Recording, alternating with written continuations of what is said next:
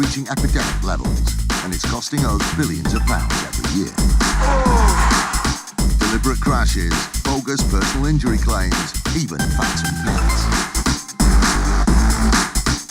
The fraudsters are risking more and more to make a quick killing. And every year, it's adding up to £50 to your insurance bill. Insurers are fighting back, armed with covert surveillance systems. There's a subject out the vehicle. Sophisticated data analysis techniques. And highly skilled, dedicated police units. Police, don't move, stay where you are! They're catching the criminals red-handed. All those con men, scammers and cheats on the fiddle, now they're caught in the act and claimed and shamed.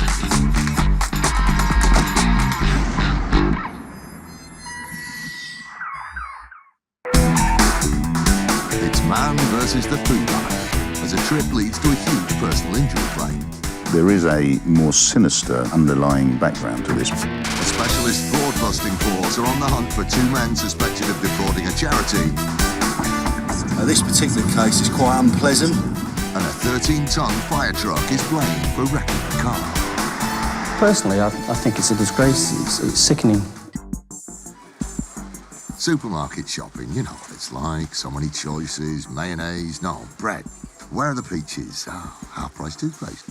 But watch your step. Before you know it, you've tripped over the debris left on a floor by a careless shelf stacker.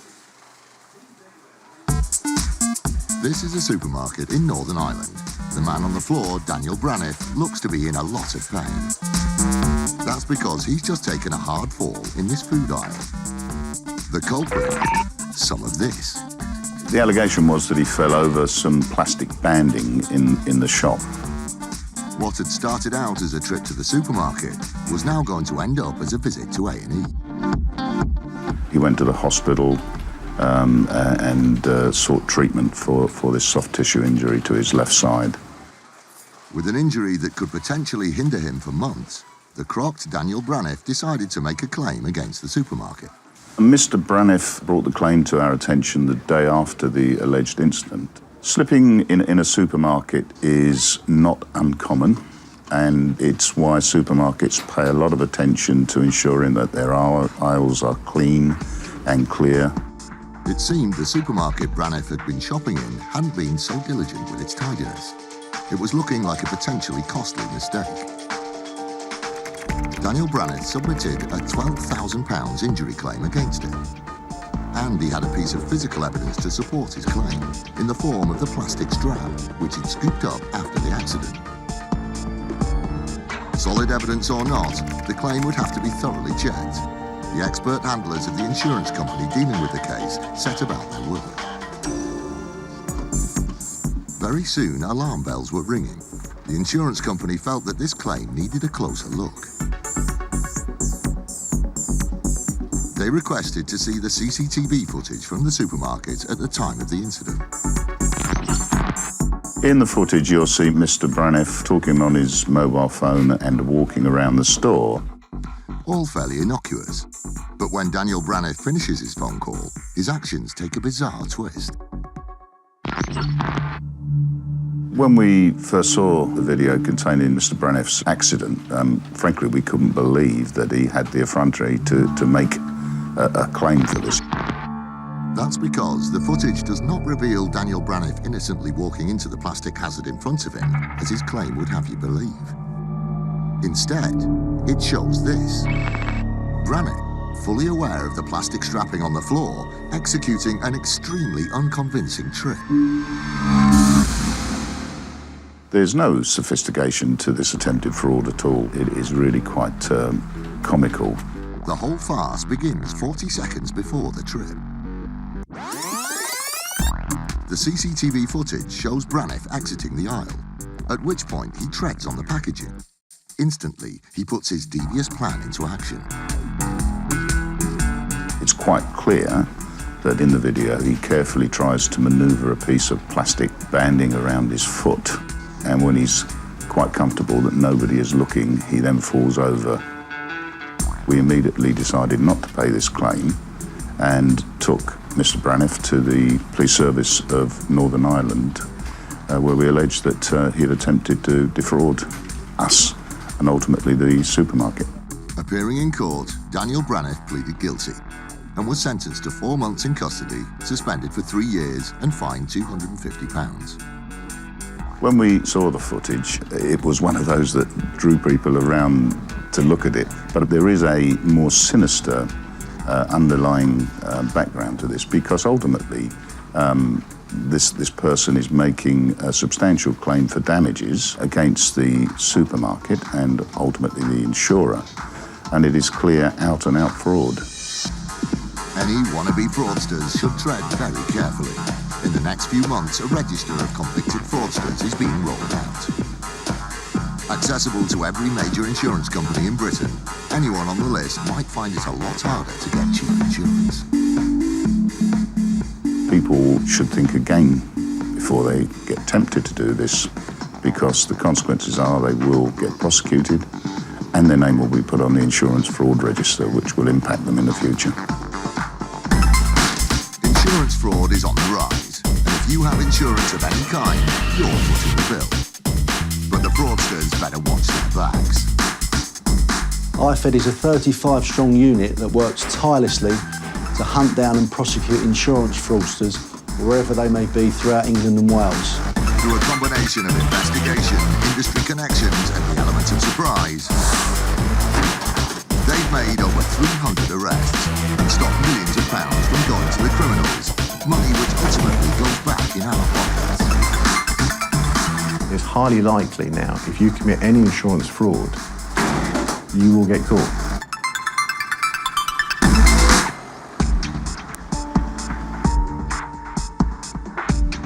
It's 6 a.m. and 2 IFED teams are on the roll. The two teams are 90 miles apart, but both heading to raid locations linked to a single bank account. Head of IFED DCI David Wood is attending the operation. We're on our way to our suspect's address. There's another car with 2 officers that are going to meet us nearby. This particular case is quite unpleasant because the victims are actually a children's charity. The charity has had its bank account details stolen. Whoever stole them is now using the account to purchase motor vehicle insurance. Despite living in different cities, the 2 men being targeted by IFED today are both suspected of using the same charity bank account details. It's particularly unpleasant, this one. However, we must remain professional. DCI Wood's team arrive at the raid location at 6:15. We're never exactly sure who's going to be there when we get there, but obviously we do our checks, and this guy should be there with his family, but we don't know, so we've got to be on our toes. That was Mum or...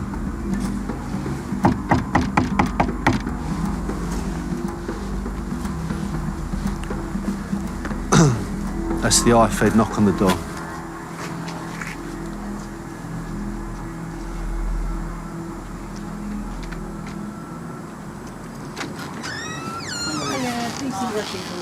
London, please. Yes, yes. Okay, I'm looking for... The man who has opened the door is not the suspect.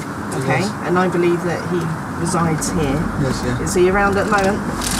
DCI Wood's suspicions are confirmed. The suspect does live at the property, but despite it being 6:20 a.m, he's not in. We've made contact with him via telephone, and it's hoped that we're going to meet him very shortly. He won't give us his current location. However, we're keen to speak to him, and we're hoping that he's going to be with us. It's now at 6:25. By 8 o'clock, we'll be speaking to him, fingers crossed. But unfortunately now we're in his hands a little bit because we don't know exactly where he is.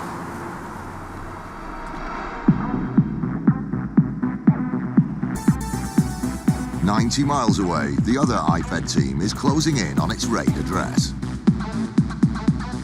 We're all travelling now in convoy to the address where we hope to find our suspects.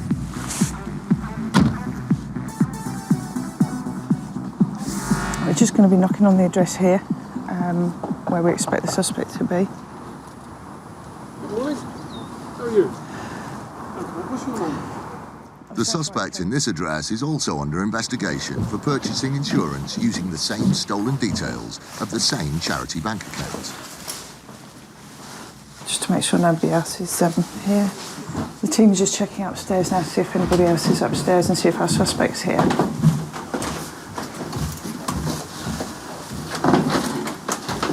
Come through here, Goodin.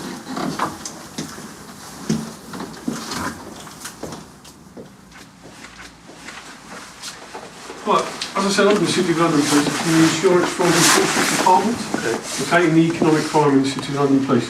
What we're here for today is an inquiry in relation to an insurance policy that was taken out with fraudulent bank details.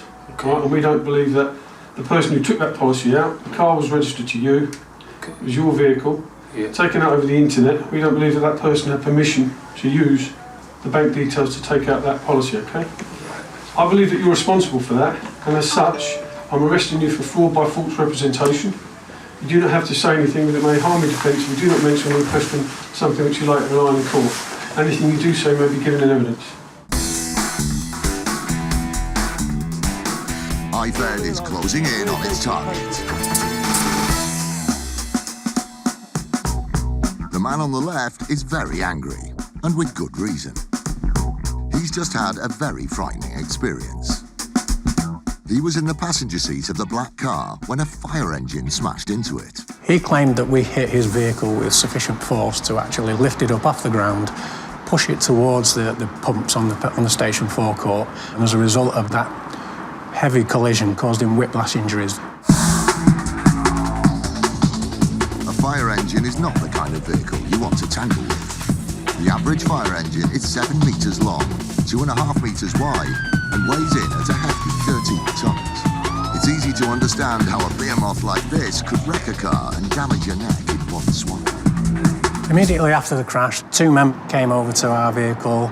Our driver and the officer in charge of the vehicle got out, had a word with them, had a look at the damage to their vehicle and the minor damage to our vehicle, exchanged all our insurance details, and then we basically got back on the fire engine and left the scene. The claimant's whiplash wasn't going away, and there were further complications to come. He claimed injury to his neck, his shoulders, which was quite severe for the first 2 months. They lasted 7 months in total. He also claimed he'd suffered psychiatric injury and had flashbacks for 3 to 4 weeks, and he was anxious driving his vehicle for a total period of 4 months. The severely inconvenienced crash victim decided to make a claim against the Greater Manchester Fire and Rescue Service. That claim was valued about £10,000, taking into account his damages, his own solicitor's costs and the cost to the Greater Manchester Fire Service. It was an annoying situation for the fire service. Because it self-insures, the £10,000 was going to have to come out of its own pockets. This isn't something whereby the insurers are being affected by it. It's actually the public organisation that's being affected by it. And any kind of money that goes out of the organisation without good cause will have an impact ultimately on frontline services. Before the £10,000 could be paid out, as standard, the Greater Manchester Fire and Rescue Service needed to check their own incident report against the claim. There were some inconsistencies with the claim which caused us to look at it in detail. The fire engine suffered minor cosmetic damage to the handle of the locker and the front indicator. The firefighters hardly noticed the incident at all. They only became aware of it when they heard the car horn. Suddenly, the brakes were put on the claim. The fire crew's version of events were in stark contrast to the claimant's description of being in a car that was thrown in the air. The fire brigade, wanting to know more, decided to roll out some technology. The cameras that we have on board, there is one pointing in every direction. There's one in the front cab, there's one on either side, and then there's one at roof level on the rear of the vehicle. Luckily, one of the cameras had a clear view of the garage forecourt. Everyone was about to find out what happened on the day of the collision. Garage forecourt was quite busy on that night, and at the same time there's a car wash that wasn't that far away from where the actual vehicle was parked, our vehicle and their vehicle was parked. So then when our fire engine came to drive away from the pumps, it was a really tight turn. And here is the video footage. Just as the claimant reported, the fire engine rams into the front of the parked car, sending it and its occupants flying towards one of the petrol pumps. Hang on, did I just miss that? Nope, the car doesn't move at all. The CCTV footage showed the fire engine moving off very slowly, turning across the front of the claimant's vehicle, and it shows the touching of the vehicles. You can see from the CCTV footage that the vehicle moves hardly, if at all. The collision wasn't dangerous in any way. From the CCTV footage, this was a really low-speed, minor collision, and the estimate is that we were doing less than 5 miles an hour. Flying cars, whiplash and psychological damage, all a lie. The whole claim from the car passenger was an opportunistic attempt at fraud. The outcome of this case was, once we disclosed the CCTV footage, the claimant realised the game was over. He quickly discontinued the claim before he got into more serious trouble. Unfortunately, he had to repay nearly £6,000 of legal costs to the defendant. He put himself at risk of a criminal prosecution, and it was reported in the local newspaper, the Manchester Evening News. Well, personally, I think it's a disgrace. It's sickening. These people put their lives on the risk every hour of the day, protecting us, our families, our children, our property, and this is how they're repaid by some sectors of society. It's disgraceful, unbelievable. I'd say to anybody who's thinking about making any kind of claim like this, is don't do it. We will investigate every claim that is made, and certainly every one of our vehicles has CCTV cameras which point in every direction, so we will find out that it's a fraudulent claim. On Britain's busy roads, there are thousands of collisions every day. If you're involved in one, you might want some professional help processing your claim. Who do you turn to? If you've had a non-fault claim, you might go to a claims management company after the accident for them to help you pursue your claim against an insurance company. A claims management company will help you with the complex process of paperwork, medical examinations, vehicle repair, and temporary vehicle hire. They sound like the white knights of the road, there when you really need them. That might be true of most of them, but it turns out a growing number of claims management companies are committing insurance fraud. Fraudulent claims management companies use a variety of different techniques to commit fraud, and one of their methods is very dangerous: the induced accident. So this is where a gang of criminals will take a vehicle out onto a public road, they'll pay somebody to drive that car and induce accidents. So they're effectively paying drivers to cause accidents on public roads. After tricking an innocent person into crashing into one of their paid drivers, the fraudulent claims management company will then deal with the claim that results from the induced collision. It's a big earner for the fraudsters. Crash for cash scams cost the industry nearly £400 million a year. That equates to a lot of money to all of us on our premiums. One claims management company, Cami Claims, operating out of North London, was a big fan of the induced accident. And if you were a responsible car owner with insurance, you were a potential crash target for the crooked Cami Claims. In order for the frauds that Cami Claims were committing to succeed, they required innocent members of the public to be the victims to their scams. So they were looking for people that were insured, people that were on the school run, people that were innocent members of the public that paid their premium so they could then make a fraudulent claim on their policies. They had been getting away with it for years, generating millions of pounds worth of fraudulent claims in the process. Things were looking good for the North London business, but it wasn't going to last. 10 miles across town in West London, a powerful enemy had clocked the fraudulent claims management company and was closing in. In the summer of 2012, D.I. Hindmarsh and his unit were in the final stages of an investigation into Cami Claims. We received information that a particular claims management company operating out of North London were involved in setting up induced collisions and then dealing with the claims and obviously reaping the rewards of the financial benefit. Strengthening their position, the Met Traffic Unit has many allies in the world of insurance.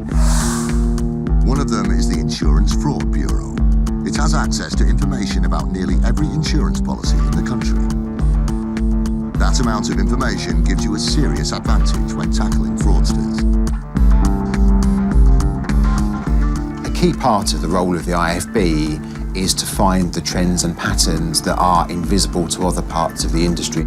And very quickly, a pattern emerged. And when we started to look at the claims that were connected to CAMI claims, there were a suspicious number of similarities between all the accidents. And if you had a genuine claims management company, you'd expect them to deal with a variety of different types of claims. The Met Traffic Unit and the IFB were closing in. And it seemed that CAMI claims' penchant for causing crashes could be their downfall. CAMI claims were using very similar methods for all the claims that they were pursuing. They were induced accidents, and they were all in the London area, and the accidents that were taking place were commonly on roundabouts or slip roads. The evidence was stacked against the still active fraudulent claims management company. DI Hindmarsh was ready to pounce. In the summer of 2012, we filmed the Met Traffic Unit as they brought down the fraudulent CAMI claims. They were an organised criminal gang that needed to be stopped.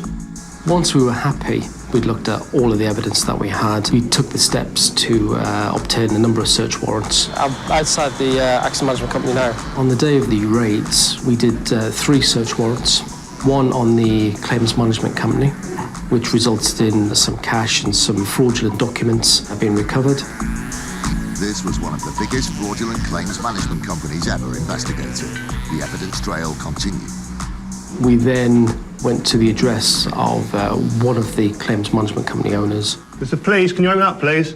Needing more evidence, the Met Traffic Unit was very keen to gain entry to the flat.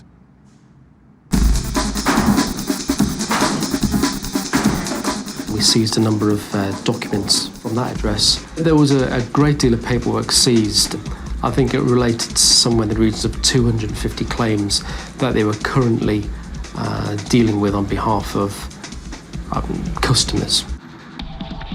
DI Hindmarsh and his unit hadn't just come for paperwork. They were also going to take the tools of the trade from the fraudsters. We also seized around about 10 cars. We were able to show that these particular vehicles had been involved in the crime. Effectively, they're exhibits, as you would seize a forged document. That was the reason that we took the cars. The raid had been a complete success. The matter was listed at Southwark Crown Court on the 1st of February 2013. The 2 people who we charged was Ion Vaduva and Andrei Majelik. They had both been charged with conspiracy to defraud the insurance industry, and they both pleaded guilty. Another crash for cash gang had been brought down by the Met Traffic Unit and the IFB, making our roads a little bit safer to drive on. It's important that claims management companies like CAMI Claims are shut down. It's not a victimless crime. Firstly, in order to make a lot of these claims, innocent members of the public's safety is being put at risk. Secondly, insurance companies are not the only people that pay for this fraud. Ultimately, as consumers, we all pay for the cost in our premiums.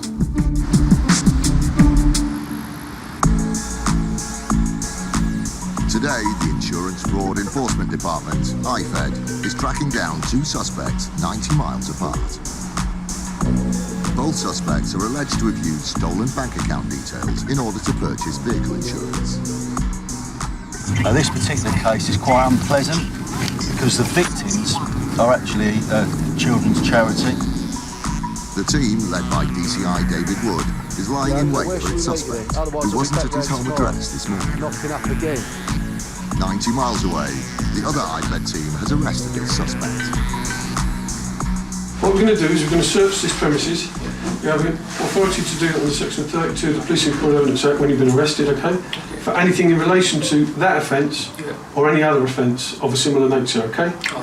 Do you have anything within this premises that you want to show us in relation to the policy that I talked about? No, okay. All right. If you bear with us then, we'll conduct the search and then we'll go from here to a local police station, okay?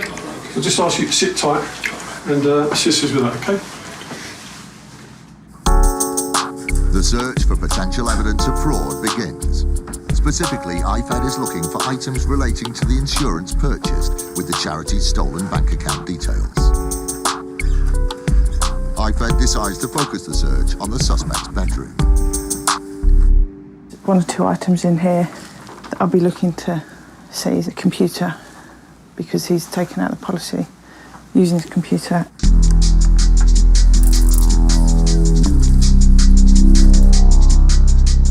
A cluttered surface in the suspect's room draws the attention of DI Angela Rogers. Okay, that's just a mobile phone that was on the top of the chest of drawers. DI Rogers methodically sifts through the stacks of paperwork and makes a potentially rewarding find in the form of a bank statement. This one's just in another name that I don't recognise, so just double check this one. Be concerned as to why they've got a bank account opened in somebody else's name. The address is for this address. I'd be concerned that maybe it's been opened in a false name. Amongst the clutter, DI Rogers unearths another vehicle registration document linked to the stolen bank account detail. This is a V5 document for the vehicle he'd insured using the charity trust account. The suspect is taken away for further questioning at a local police station. The search is over. It's been a very successful search as far as we're concerned. It's been a good result for this IFED team, but it's only one half of a two-location raid. 90 miles away, DCI David Wood's patience has paid off. Come on, man. Let's have a chat in the car. After a 3-hour stakeout, his suspect has finally turned up. You'll realise we're decent people. Anything you do say may be given in evidence, and the offence that you're being arrested for is fraud by false representation. Okay, so what's going to happen now is that I'm going to make a quick phone call to the control room. They're going to allocate a police station for us, and then we'll go there, get you interviewed and get you back out. It took a little bit longer than planned, but DCI Wood is a happy man. The investigation is now fully underway. Suspects are in custody, so it's been a successful morning, albeit it didn't go exactly to plan, but sometimes these things don't. But both suspects are now in police detention, which is the objective of the exercise. A great outcome for both of IFED's teams in their ongoing fight against the crime of insurance fraud.